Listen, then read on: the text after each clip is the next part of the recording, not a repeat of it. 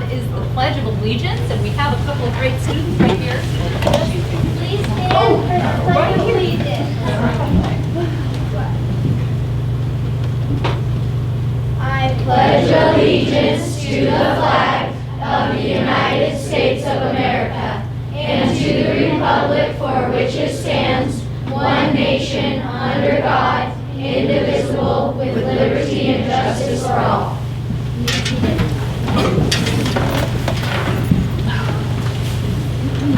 And I will hear a motion for approval of agenda. I move that we approve the agenda as published. I'll second. Moved and seconded. All in favor? Aye. Aye. That motion passes. We begin with a wonderful Homeschool Academy student presentation. Welcome to all of you, and thank you. Hi, my name is Elisa McGonigal. I'm the director, lead teacher at the Homeschool Academy.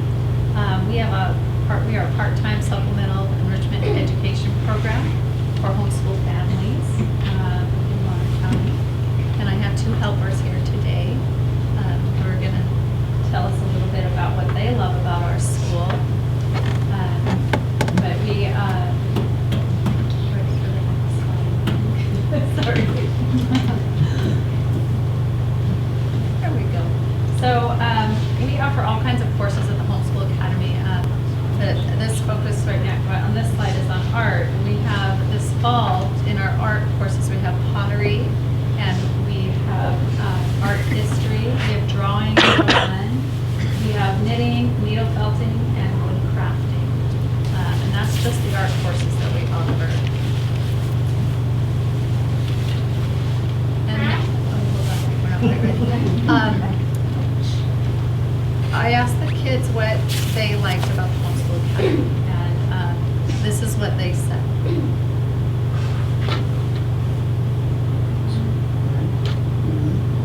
What else do you love about Homeschool Academy?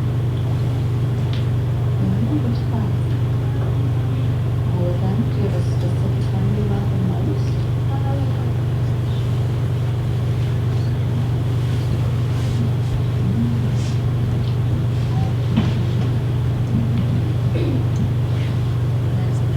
And you're going to recognize this girl.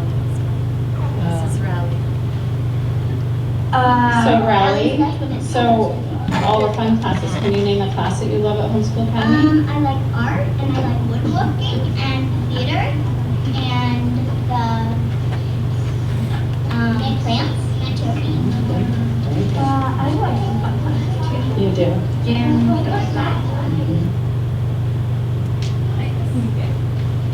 Yeah, we have a great group of kids. So I'm going to introduce this Riley, and then she's going to talk a little bit, and then we're going to hear from Logan. So Riley, so all the fun classes, can you name a class that you love at Homeschool Academy? I like Just art, started. and I like Just woodworking, right here. and theater, and And plants, and turkey. It's the same. It's going on both. That's great. I was just trying to do the first one. Hi, my name is Riley. I'm 9 years old. I've been at the Homeschool Academy for 3 years. I really like art because it's very open and you get to make whatever you want. Last year, I made a leaf-shaped plate. Making it was really fun. Over the years, I've been in an art class, a painting class, a pottery class, and a drawing class.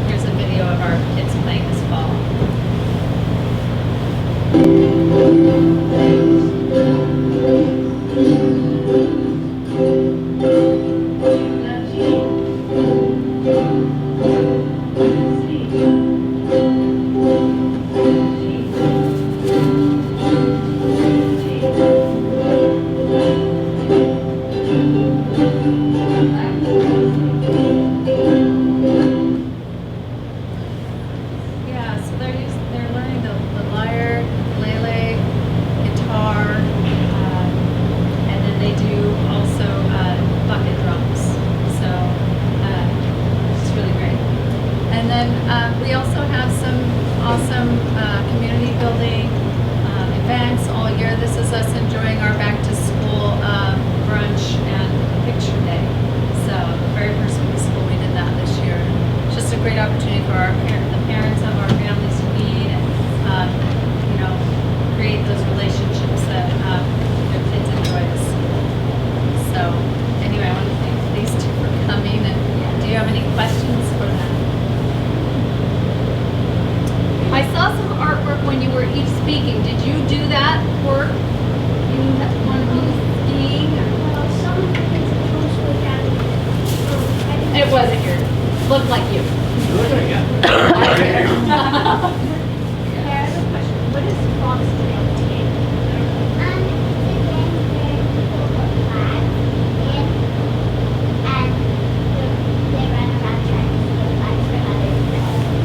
Oh, like it's attached to you? Yeah. Okay. I see, okay. Flag football. Well, I have one other question, and it can be also for you, Elisa. How many days do you go over to the homeschool academy? Just one time a week, or more than that? I go to. You go 2 days? Currently, I go 1 day, but I think the most I ever went when there was 3 days or something. Yeah. Yeah, most students go 1 or 2 days a week. There are a few that come next year. So, well, I really appreciate. Is there more, or can we all give you a round of applause? Thank you.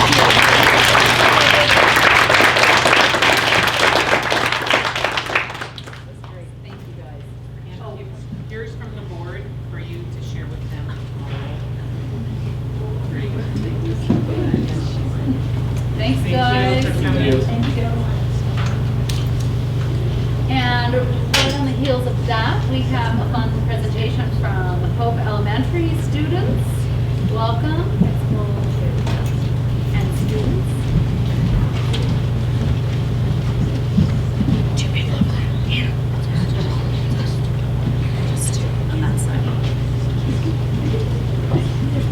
Wait, right before you start. Yes. Oh my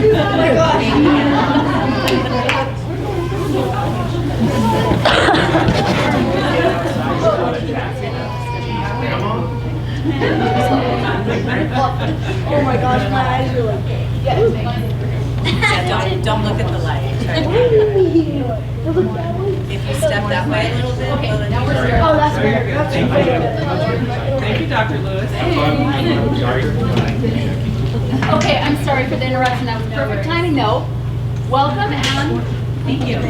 Good evening, everyone. I'm Sherry Hapley, principal of Hope Elementary School, and these are 9 of my 6th graders, and they wanted to talk to you this evening about opportunities at Hope School for leadership and service. So 6th graders are the only ones that have these particular service and leadership items. My crew tonight is Matthias and Nolan, and then Grace and Courtney, Casey, Madison, Molly, Avery, and Hannah.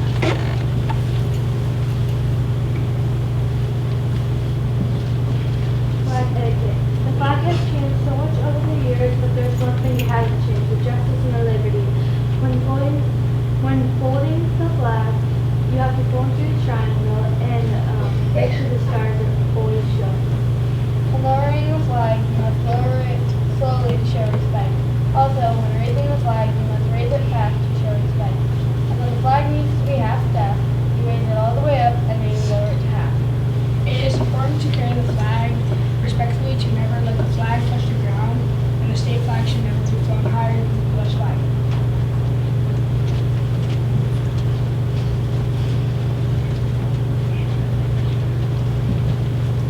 Every morning I get to start the day with a positive note and or a wink. I always say something like, "Good morning, Wildcats," or "Hi, Wildcats." I also state my name so my peers know who's speaking over the intercom. I really enjoy the fact that I get to talk to the whole school at the same time while making the announcements for the day. I also give daily reminders before or after I say the Pledge of Allegiance. And I'm so grateful that I get the privilege of being a 6th grade leader. And I'm really grateful that I get this privilege. I get to communicate to the school about things going on in the day. I get to say the school affirmation and positive things like, "Have a great day, Wildcats," to the school. I feel like it really brings the positivity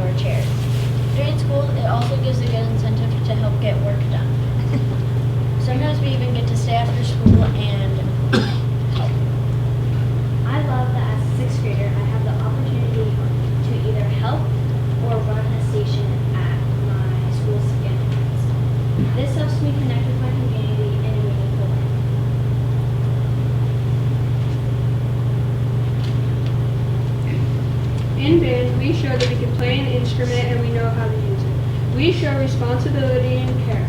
I believe that these instruments can bring up feelings we've never felt and that they can change our lives. There is also a new instrument, the trombone, that has been added to our band classes lately.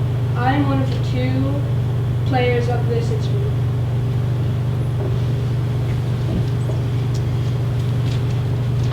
Honoring our veterans. Veterans have sacrificed so much and have been here for a long time, like my dad. My dad was in the army. Whenever my dad was gone, he would write my mom letters, Even though he missed love, life, important events, he was still keeping us safe and free. We interviewed some veterans. One question we asked was, what do you want elementary students to know about serving our country? So the answer we got was, it was a great privilege to serve and a great honor. Living in the greatest country in the world is important and it will benefit your life and others. Being Americans. I believe that it is important that we learn at this age about the responsibilities, hardships, and sacrifices that our veterans have made for this country.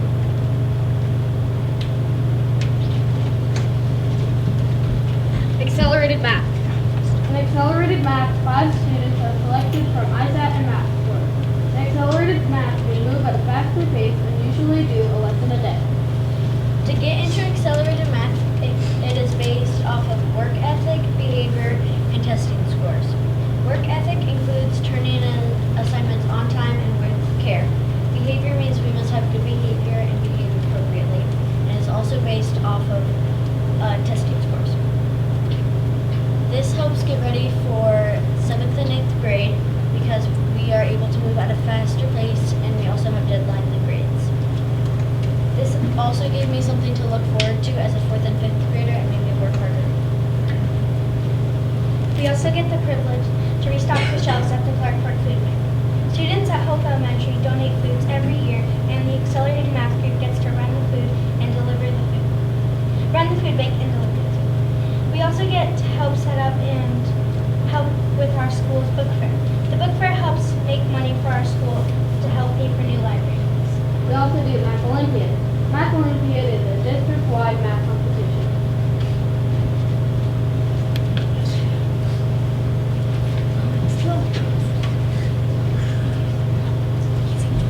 Student athlete.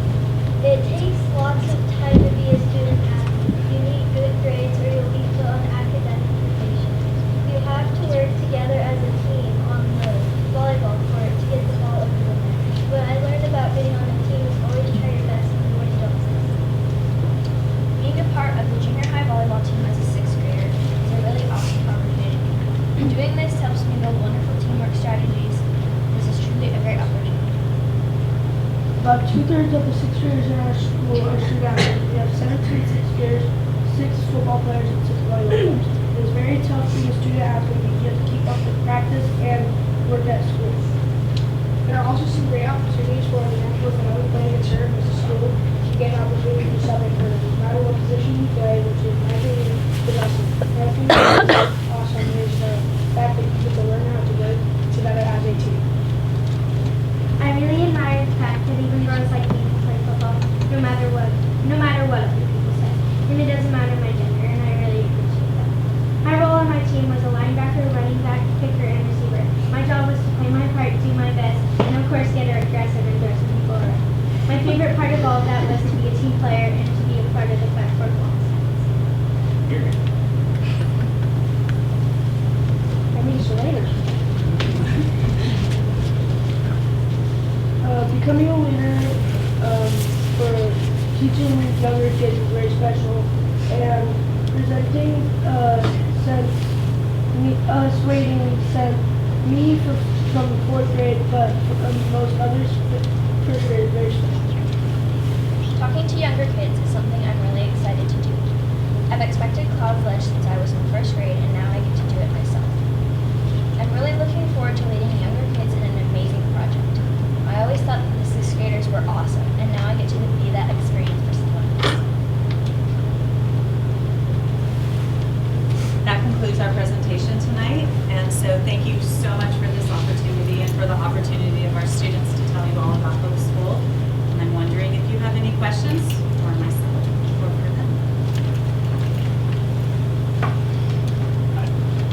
I'm gonna ask this, but I know you already said, so this is reflecting poorly on me. How many sixth graders are there? 17. 17 sixth graders. And then how many students in your whole school? Go ahead. We have, based on the whole school year, we have 117 students.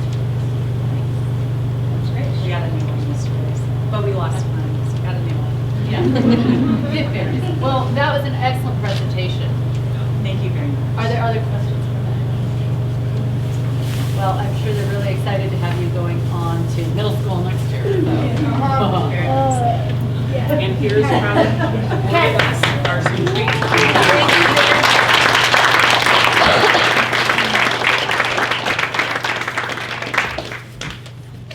Thank you, guys.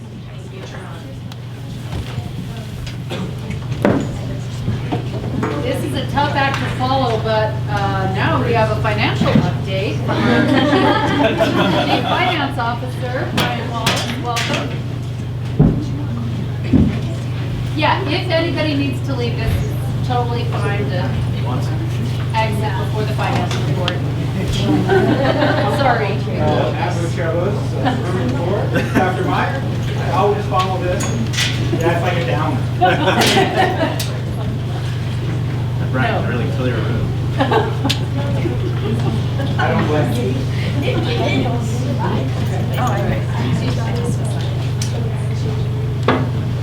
Sorry, we're not sitting around, but I have the students Hey, deliver. that's okay. That's totally fine. Thanks, guys. Thank you. Okay. All right, I guess we're ready. So this is the finance report. First slide, again, just sort of shows the overall, and of course, we're reporting on October for the November board meeting. If you look at the revenue side, we do get a payment in November this month later, so that'll show up on the next monthly report. But really, the revenues that came in were on the local side, some tax revenues starting to come in for the supplemental levy, and we did get other state money, which is our literacy dollars. Our first half of literacy money came in. That's that other state categorical of the $489,000. On the spending side, again, it's mostly dominated by. It's very similar to last month. Total expenditures in the general fund for the month are 3.6 million, is about a little more than last month, but that should be pretty consistent month to month because it's driven by salaries and benefits, which are tracking pretty good right now to budget, maybe just a little bit higher, 1.2% higher. That can be a big number, but some months are higher than others depending on what's going on with coaching and salaries and things like that. So, we're definitely in the ballpark. If you look at historical spending for the general fund, that last year as a percentage of budget is a little higher. This year is 21.78. A couple years is 20.39. So we're, depending on when you buy things and when they hit, at least we're in the ballpark. We'll see how it goes through the year, but I think budgeting's been pretty solid. The next slide is just again to look at it visually. You can see we're starting to climb up on salaries and benefits. Materials and supplies would always seem to be higher at the start of the year as we're buying things, so as a percentage that'll slow down. We've had some spending on some capital items, but yeah, we're tracking fine, and you can see this. I always like to see this and just show you how much salaries and benefits really do drive our general fund budget. If you look at the next for the revenue side, we received half of our state revenues, our state apportionment. That first big payment we'll get some in November, and then our supplemental levy, that'll start climbing up, and of course that'll really climb up when we report in January when people do get their tax bills and start paying a little bit other state and the other local. So we're doing fine, we're tracking good. On enrollment, we're pretty close to last year. Doesn't quite fit on the screen, but we're down 84 kids from last year. We're down 7 from last month, which is really similar. The previous year we lost like 5 at the same time period. So it looks like our numbers are going to be right, 37 and a half or so. So we are definitely down from last year. And again, most of it, one big part of it is that small kindergarten class. Minus 45 is half of the enrollment drop. And if you look at the next slide, I have 2 items of note.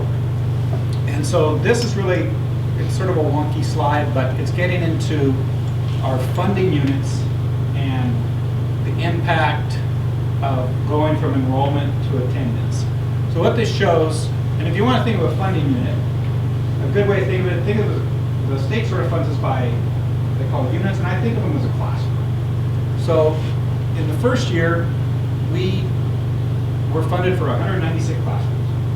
If you want to think of it that way, there's this law called protection, which we've always paid for. It's very small, and you can see last year 0.12 or 0.06% was reduced to pay for this protection program of other districts throughout the state.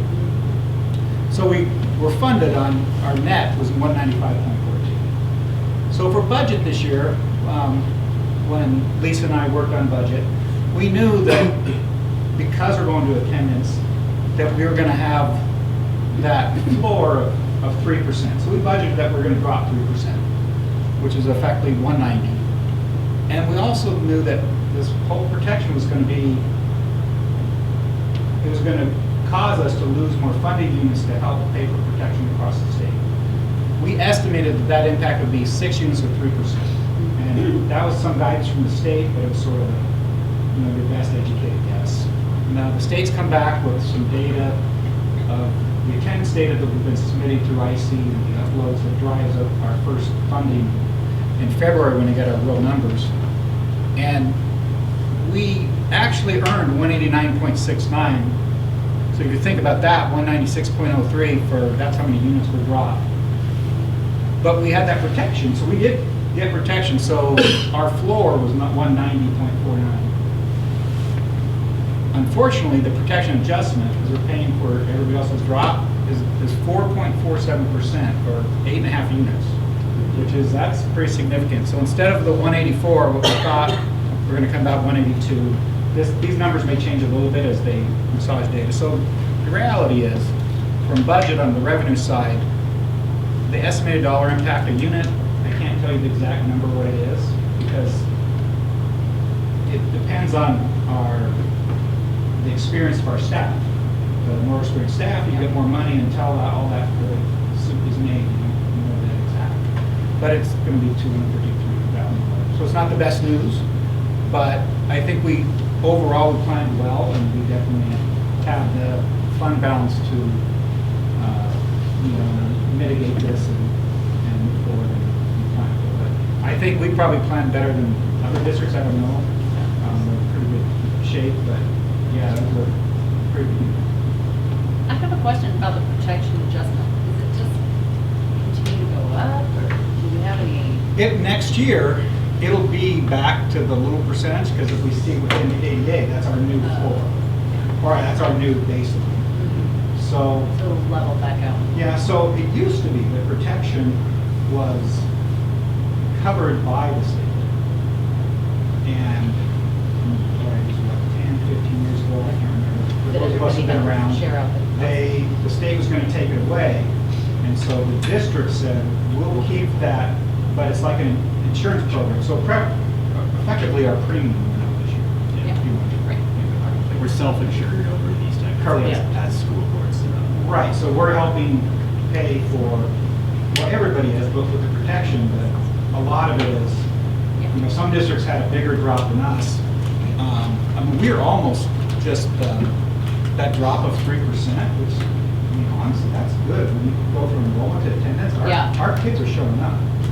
But I don't think that percentage is high across the state. So, any questions on that? A similar district down south, they're losing 800,000, and they have they're similar size as we are. They're losing 800,000. So yeah, I just think Lisa and Brian budgeted really well if they didn't have that additional drop. Right. You keep saying enrollment to attendance the other way. In 22-23, it was enrollment, and this year we're back to 88 with attendance. Right. Remember the governor vetoed Right. that? Yeah. So that's the impact pretty much. The next item of note is just wanted to, because this is new for this year. So, the legislature passed this Idaho Code 33911 last year. They called it school district facility funds and also property tax relief. And so the revenue source for this, just so you know, is really state sales tax. As long as state sales tax are high, I'm sure this is probably going to continue. If we have a recession, they might, as the legislature may adjust as they go. The funds have been distributed to school districts, and so we received, and we were directed by the state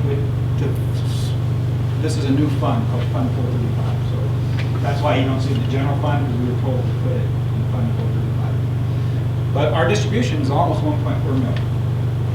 And here are the uses of the dollars that we can use for that. So one, if you had bonds that you need to pay off, you'd have to use those dollars instead of local property tax dollars to pay off those bonds. Number two, if you had a supplemental school levies, you would use that. If you're collecting $10 million, we would, if we had 1.4, we'd only collect 8.6, and this would break that gap. For us, though, excluding indefinite term supplemental levies, so it's excluded from there. So the next use is saved in a reserve account by the district for future, construction or renovation needs. So that's what we've done. We put that in that Fund 435. And then you could use those dollars for if you ever pass a new bond, you can save it for future projects. So right now, in the formal budget as a dollar, we budgeted to spend a dollar, so we have authority. We don't have any projects or plans associated with those dollars yet. I think it's a conversation with the board and how we want to proceed. The only thing that Dr. Myers asked us to look at was there's a ventilation issue with a special needs classroom. And she asked Matt to get a quote to improve that because it's not a situation. Might tap it, but I don't think that would be, it's not going to be. So anyway, that's great news for us. So that is something that I think each year we'll probably get something like that. It's dependent upon a formula, like the sales tax. So I'm not really sure what it is. I just wanted to give you, I guess, information on that because it's new for school districts, and we're in. Most districts don't have the opportunity to get to number 3, so we're sort of in this one. Any questions? Any questions? Yes. In that 435, I'm assuming that's just a rolling account that we can continually dump these funds into. Correct. So it could accumulate. Yes. To where it's like, hey, we go. Yeah, once Build a new school. Right, we say for 10 years. We can build. Yeah. Right. Theoretically. Yeah. Theoretically, right. It's not a user. No, it's not. Now that we have it, it's under the district's authority to how they fund the board. Are there other questions? Thank you very much. Thank you. I appreciate that. Clap for you. Yeah, right. And I invite Dr. Meyer to come up for a superintendent report. All right.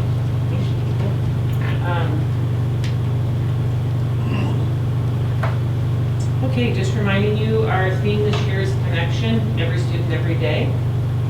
Our strategic plan, facilities, student connection, quality staff, community connection, at the center is student growth.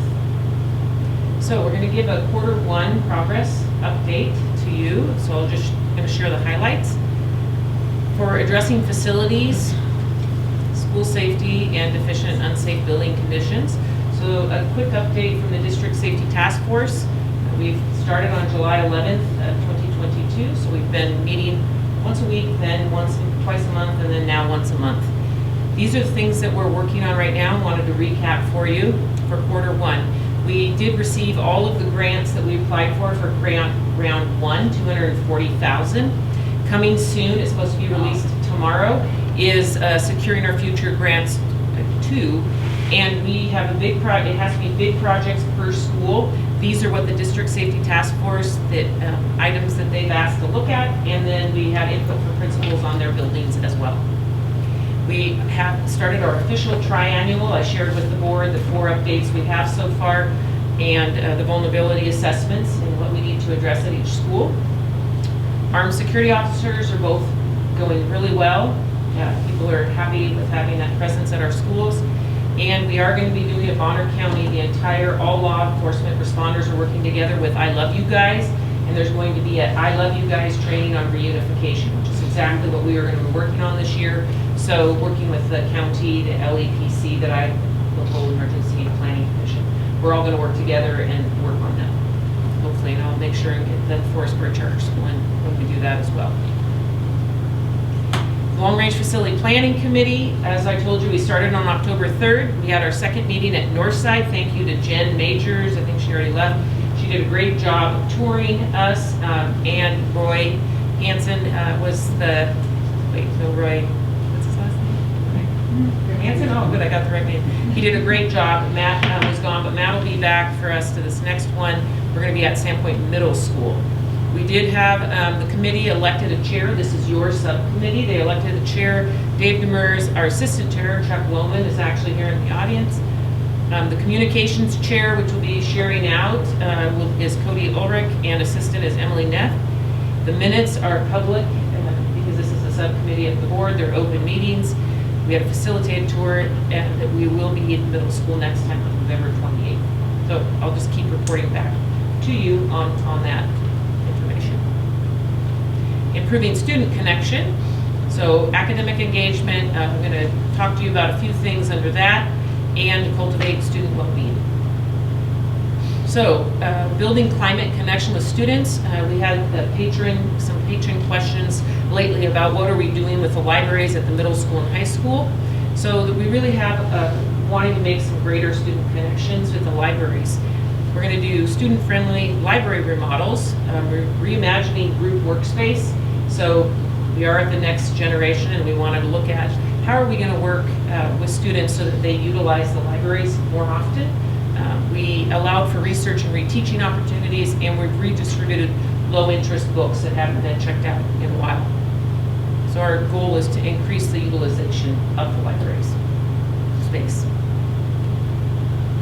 Literacy program update. As you know, we have this directed, it's a law, dyslexia legislation. I won't read this to you, but this will be available on the website right after the meeting, tomorrow probably. But just really the things to point out is we did professional development for every single staff person had the opportunity to participate in that. It was very high level. We've gone beyond what the state required. We've got a lot of kudos, and our data is really showing some great growth. We're continuing to talk about this. We have the literacy cadre who has worked tirelessly with doing extra training, and they're represented in each of the schools to help support their staff with this initiative. We finished the fall screening, and we are doing it available upper grades by request. It can go all the way up to seniors if requested. Intervention groups are going, and then we're getting ready to do the third round. We just went through it today to get a third round of data points for our students. And really the bottom line is we're committed to listening to every student read, which I haven't met another district. There could be one that I haven't talked to, but I have not met another district that is making that commitment. And again, the commitment that every student we want to graduate a reader. Increasing student attendance, you saw that in the improving academic engagement, we wanted to work with parents to increase student attendance.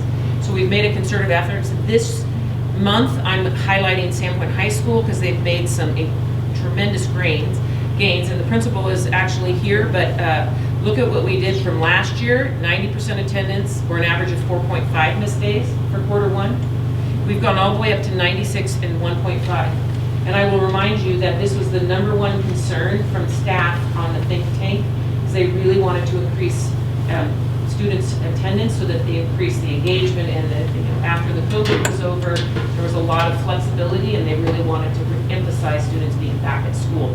And so this is great data for us at Sandpoint High School. Our One Trusted Adult initiative, and again, Ms. Majors was here.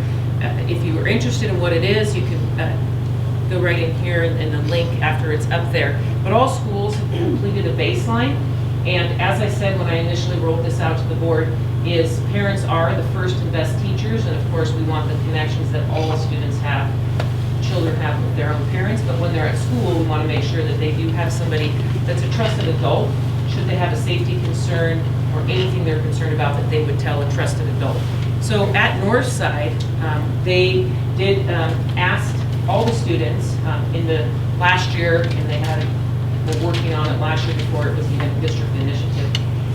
And this year they asked students, and the student that they had identified that didn't have anybody, that there was a trusted adult, they all made a concerted effort to meet with the kid, find out what they were interested in, really talk and kind of fold the kid into it. They have now, this student, you can see, they identified and circled every single student as a trusted adult. So it was quite a bit of growth, and the school feels very happy that they are able to make these connections with students. They feel safe at school. So recruiting and retaining quality staff. Something I wanted to let you know is we did start our staff wellness program. It started, we have a wellness committee, thank you to them. It started in November, so this is our first one where we're doing a step challenge, and they get on their sneakers, they made teams, there's things they would put together and counting their steps, and so they have a staff wellness group that started this and pushing people to stay healthy, and then we'll do a winter warrior challenge for exercise and staying and getting outside during the winter. Foster community connection, just reminding you that we have our podcasts. We have 3 that are done. I finished elementary outdoor ed, was the last one that I did. And we have continued up the loop, October 2023. If you haven't seen that one, I sent it to the board. Thank you to Kristen Hawkins for all of her leadership with that. And then look at how great our Daily Bee education reporter, Evie, did I get it right this time? Almost, Abby. Evie. I say it wrong and I always think it. Evie, she's told me 100 times I always say it wrong, thinking I do the right one, but she's in the audience, so thank you for everything you've done, and to Kristen. But these are some great information that we have for our district in different ways to share the positive that we have. Of course, at the center of everything we do is student learning. So just wanted to share a couple of just 2 quick highlights. One elementary of a data celebration. We are right now, our rate of improvement is high for the IRI. So that is the reading K3. And you can see we're just celebrating Tier 3, Tier 2. Tier 1 is the very top. If you're looking, it's sort of the opposite of MTSS, but it's the very top of the students that have the highest achievement, so they have less room for growth. So they still have a lot of growth, but look at our Tier 3 and the Tier 2 are in high, and then almost high there. So that's real positive results, like I was saying earlier about our reading in our district. And this is for Sandpoint Middle School. It's something that Mr. McLaughlin has started with the secondary, is they're measuring formative assessments. Formative assessments means, you're not a teacher, it just means you teach some material, then you assess students and say formatively, how are you doing? Have you got the information that we've taught? You get a check for understanding, give information back to the teacher. Oh, there's gaps here, here, and here. I need to reteach the area to the students that missed those. So we're really collecting that information so that as a school, each building principal is working with the departments and the teachers. Look, are you helping to reteach and come back to address those unfinished learning gaps? This is really a positive. If you see the blue, these are all different departments down at the bottom, and you see where they go from blue up to red, that once they've done a first formative assessment and say where the people were missing, look how much they've grown past that to understand and work towards mastery. So this is a super positive thing, as well as a secondary level. Every student, every day. Okay, any questions? Any questions from the board? That last chart, you said those are departments? Yeah, these are different departments. Different ones down below. Meaning, so like each red and blue is that's a 7th grade math? Yes. Like that? Okay. Yep. So this is, do you want to? Yeah, so this would be like 7th grade math, this might be 8th grade math, this might be, a CTE class, science, so. Well, that one in the middle really accomplished a lot, though. Right. Yeah. 2 of them. What was funny is we met with Mr. Penrose today, if I can say. Yeah. And he said, well, I've been talking to that teacher, it's actually 2 teachers that work together. He said it's very obvious that they did a pre-test before any teaching was done, and then a post-test after the teaching was done. He said really, that's not the point. The point is to do some teaching, Right. assess where they're at, and then teach what they've missed. Sure. And so he said, I'm still working with a few of them, but we're getting there. This is for sure, we're tracking it, they're Yeah. reporting it into a spreadsheet, so it's even And that makes new sense. data collection for them, yeah. Okay, any other questions? Just a quick shout out on the loop and Kristen Instagram. I get more comments on people saying how cool and exciting and fun it is to see what we're doing. So that's awesome. Yeah. So thank That you. is awesome. Thank you. All right, thank you. Okay, excellent. And there is no one on public comment, so we're just gonna move straight on to, we have a couple of resolutions here, and I actually, this is me. We're gonna look at the 2024 proposed resolutions for ISBA. Who is going down to Boise? So, so one of the things we like to do, and you two are coming, is be able to take your vote if you've had a chance to look over these resolutions. This year is the lowest number of resolutions I can ever remember. Did one of them get pulled? I haven't seen it yet. I have this list still. If it got pulled, it's after I got this printed out. So, no, that's all right. The ISBA If- thing had like 13 Initially. so initially. that's- That's why I think, I thought it went down to 6. Oh. That I've not heard, but I'll look into it. But there's two options. You can either let me know right now the way you want to vote, or you can email me your vote before Friday morning, or you can give your power to vote to one of us.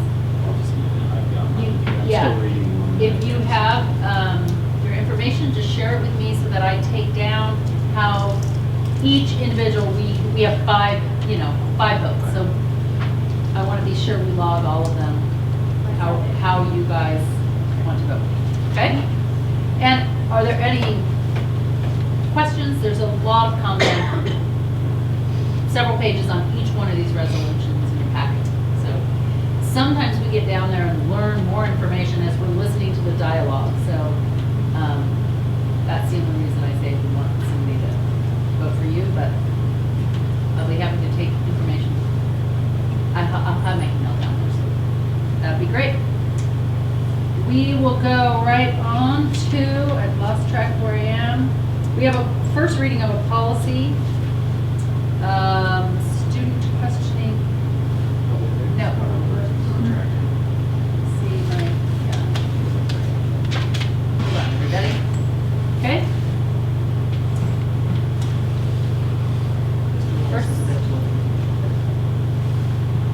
First reading policy and, oh yeah. It's changing. Yes, go ahead. It's I was like, it's inflation. changing It's money, inflation. but, yeah. it's Yeah, Is this an inflation. inflation policy? Yeah, this is actually, we're a couple years late. This changed a couple years ago. It's just having a policy being in alignment with Idaho code. Right. Because they up the amounts for the permit, and our policy says we follow code. So that's all it is. It's really sort of a housekeeping. Yep. Okay. That is Public Works.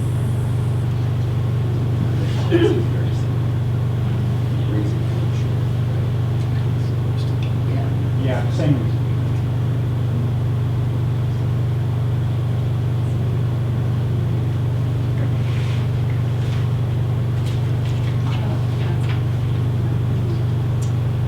Okay, so obviously now we're on 7407, public procurement of goods and services, same basic changes, and then there is some extra detail to include this year on the. Yeah, I think the state just added some new categories, and so we just include those.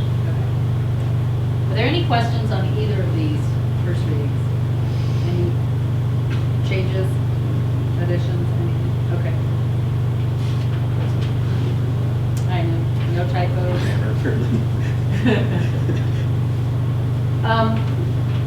right now I would hear a motion to approve consent agenda. I make a motion to approve the consent agenda. Second. It's moved and seconded. Any discussion? All in favor? Aye. That motion passes. We have some other action items, and we would, this is where we review the Forestburg Charter School authorization. We have Executive Director Mary Jensen here. This is here.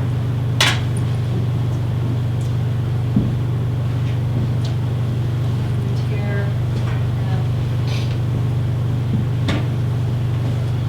Welcome. Hi. I can't believe we're having this again. I know. What happened?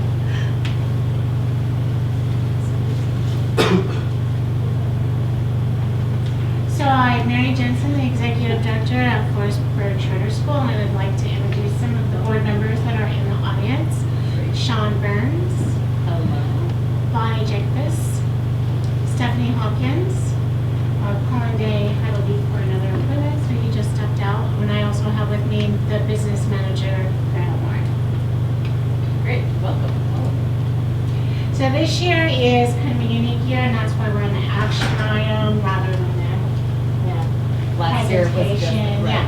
So we need to decide, or you guys need to decide, if the performance certificate continues, which allows our, as an authorizer, saying that we have done our duty and our job as a charter, we can continue on. The performance certificates happen every 5 years, and our performance certificate is up for renewal in January. For our demographics, as you can see, we have about 260 kids. Our IEP kids jumped significantly since 2019. In 2019, our IEP, that special ed students, was at 8%. Right now it is at 23%. A significant change since COVID. Our poverty rate is at 34%. We are a Title I school.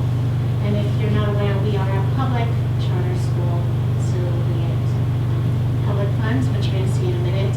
So we have to adhere to all the same rules as any public school, because we have extra oversight with you guys to make sure we're doing a good job. Our homeless kids are at 2%. Our audit doesn't look any different than most years on how much money comes from where. 82% is funded through the state, and then 16.2% is funded federally. We are not funded at all by Forestburg Foundation or anything like that. We just thought he was cool to put its name this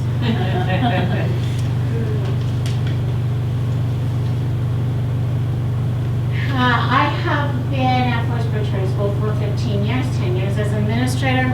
And so this is where I started as an administrator. This is how I ended. Well, I'm not retiring yet. I don't want to make myself. So we have made significant growth in that. This jump of funding here for our fund balance, that's COVID, around COVID money. We didn't spend entirely our 95%, just everybody has 95% that they have to spend out of the budget. Last year we were 1% lower because we simply could not find contractors to come in and do the work over the summer. And so we were able to find some contractors in the fall to complete that work, so some of that money has been spent. That looks the same as it has in the last 10 years. The administrator hasn't changed much, so just awareness. Our ISAT scores, as you can see, for language arts, just goes along with the state pretty well. Usually it's a little higher, but COVID has dropped us a little bit. Math scores have been incredible gains in math. We've been working very, very hard on our math scores. And so we went from 2021, which is, I think, amazing after COVID and watching them go up when some of the state has gone down. So we went from 25% to 34% proficiency, and we're hoping to bring that up even more in the next year. And then next year we have some incredible things we're going to try, but I'm not going to tell you yet. Science, the whole state dropped significantly in the science proficiency. Last year, the state came in, we were one of the highest schools in science proficiency, so they came and watched how we did our testing, our curriculum looks. So we did drop from that 61% to the 46%, but it wasn't, we were at first very concerned, but when we saw the entire state kind of dropped, we weren't so concerned, because it could just be the test that's all how the questions were. So from there, I was wondering if you guys had any questions before we move into the performance certificate. Any questions for Mary? Well, is there an opportunity for questions in here? Sure. Or is this the time? I take questions whenever you have them, so. I just was reading some of your guys', I guess, bylaws or how it works that was sent to us with policy. Do your board policies pretty much kind of mirror what ours would look like as far as how we adhere to state code and new things that come Yes, from the we state? have to adhere to all state codes, so it's very similar. Okay. You don't necessarily pass, obviously, the same policies that we would, but it has same wordings and things that might be required. All our policies come, I think, from the same place, ISBA. So when they do updates and whatnot, we do those updates, so they're actually very much the same wording aspects, yes. Curious question. We passed after COVID, parental rights policy to have more parental rights oversight of things. Did you guys pass something similar to that? We did. We passed it over the summer, and it's in place.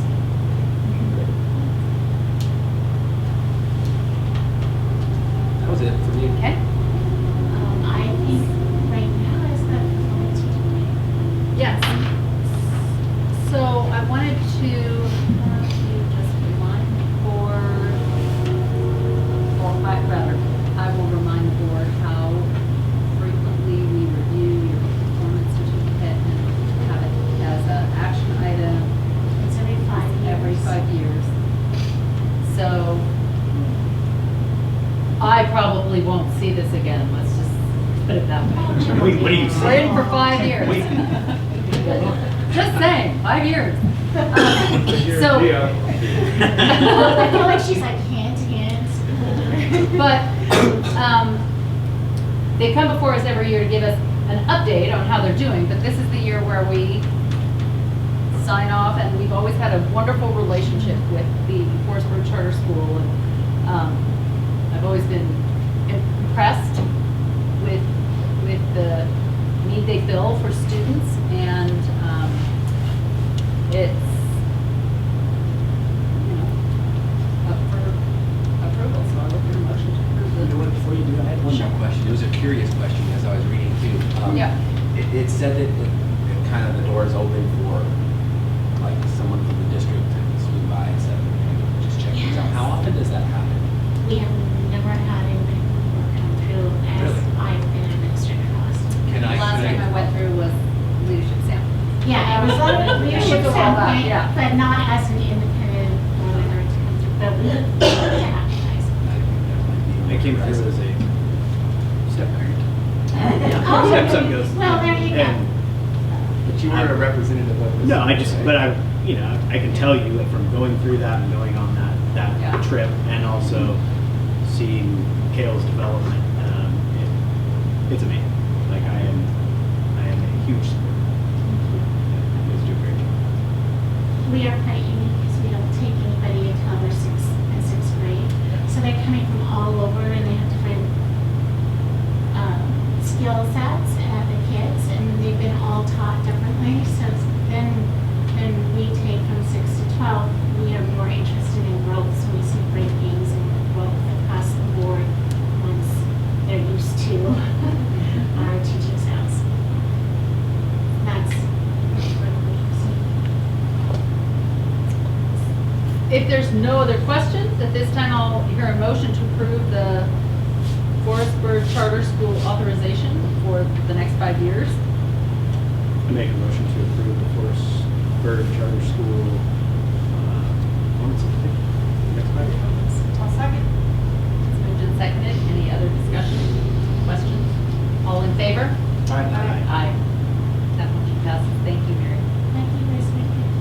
You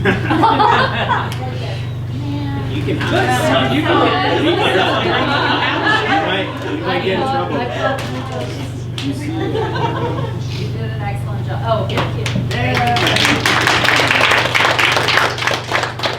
We can get that to That's right. ASAP. So at this time, we have an alternate authorization to teacher Municipal Joshua Geisel.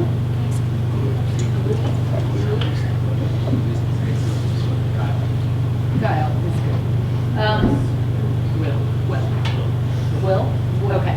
Thank you for giving me the direction on that one, and I will, are there any questions?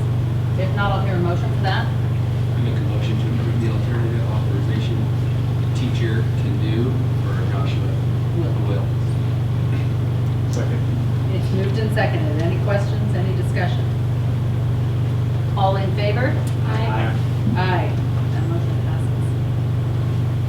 And we have a second reading of policy here. Sorry, is would you like to be slower than Becky? And the policy is 3345, student questioning and arrest. This is second reading. We've seen it actually. Well, it's the one we vote on. I know. So, the changes have been made as directed over the past several conversations. And are there any questions? If not, I will entertain a motion for that. I make a motion to adopt the revisions to policy 3545, student questioning and arrests. Second. Lingering with that second. It's moved and seconded. Any discussion? All in favor? Aye. Aye. That motion passes. Oh my, we're at administrative announcements. Do we have any announcements from our principals, administrators here? I'm looking at you. Hello. Okay. We had a big day on Friday. We had the Veterans Day Assembly, and then we had the Lieutenant Governor visit our school and several of our classrooms promoting launch, and so that was very exciting. The students had a great discussion with him, and he was sharing his cell phone number with some of them if they needed extra help. So it was a great day, and we are ramping up our parent conferences, so we're really trying to promote that. Sometimes high school doesn't have the best attendance, but we're trying to lure parents in with some art shows and other ways to showcase things that the students are doing in San Francisco. And cookies. Yeah, we have cookies. We have, well, I can just give you the rundown. Our SEC students are having coffee, and we have choir, we have music, we have some cello out front. It's going to be lovely. So Great, great. Thank you. Andra, anything from teaching? Okay. Casey?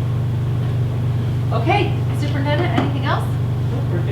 I'll hear a motion to move into executive session.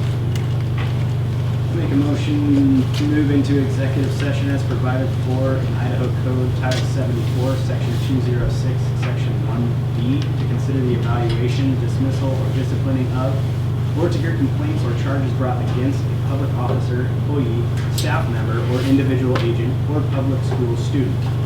I'll second that. Moved and seconded. Roll call vote. Roll call vote, trustee Williams, Aye. trustee Peters, Yes. trustee Sherman, trustee Decker, Yes. chair Lewis. Aye. Thank you, motion passes. And the ayes. I was just going every other line. Okay. So we will move into executive session. Thank you, everyone.